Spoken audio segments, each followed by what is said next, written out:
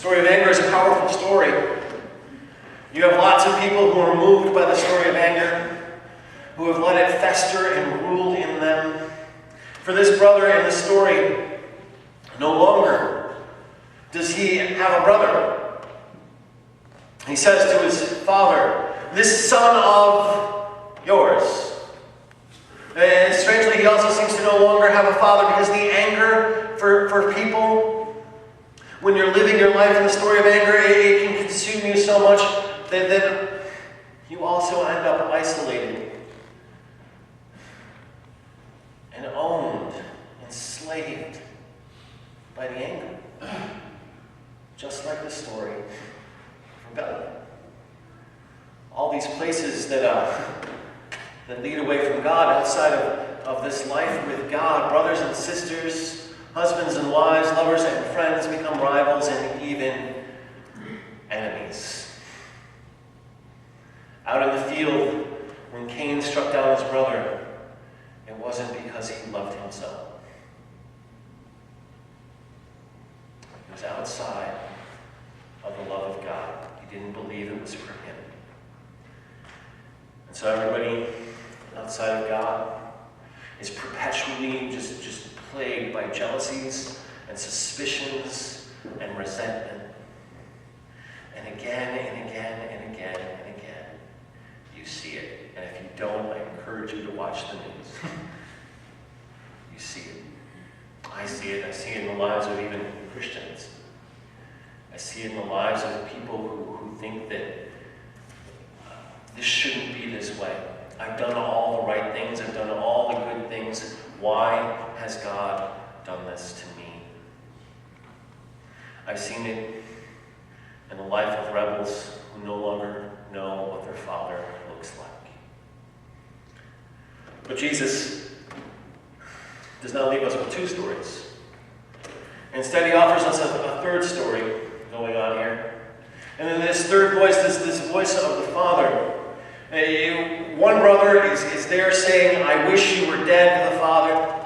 Another brother is saying, "I wish you were dead," to the Father. And the Father is saying, "I am thankful that they are alive. I am thankful that you are alive." I am thankful for this, because the story of the Father is a story of love. The story of the Father is a story of love that does not stop. This man receives sinners and eats with them. He's not just a God who's sitting there, "Well, I guess I'll take the rebels in, or I'll take the angry in." He's a God who says, "I will take my children back. This is who I am. This is what I do. Even though you've wanted to kick me out of my seat, even though you've lifted a stone against your brother, I will take you back because you are my children. And I love you. This is who I am."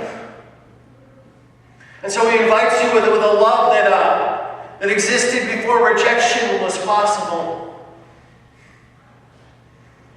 And a love that will go on far after rejections have ended.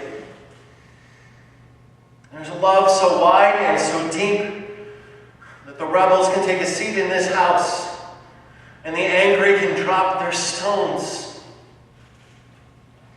Jesus has come for the younger and for the older. He asks, which story will you live in? Will you live in rebellion? Will you live in anger? Or will you live in my love? What will you do in your story? What will you do if you choose the story of rebellion? What will you do if you choose the story of anger? I've chosen you to be part of my story of love. And I ask that you would be there, because I am your God, and I love you. And I want you to be a part of me. This story, it's an amazing story. The prodigal son, the two brothers and the father, however you want to slice it, the story. It's an amazing story. Christians have been pondering the depth of this story for really thousands of years. The story is amazing because God in this story opens up your life to be part of His story. He says, I want you to be a part of this. And so, my brothers and sisters, what story will we live in? Amen.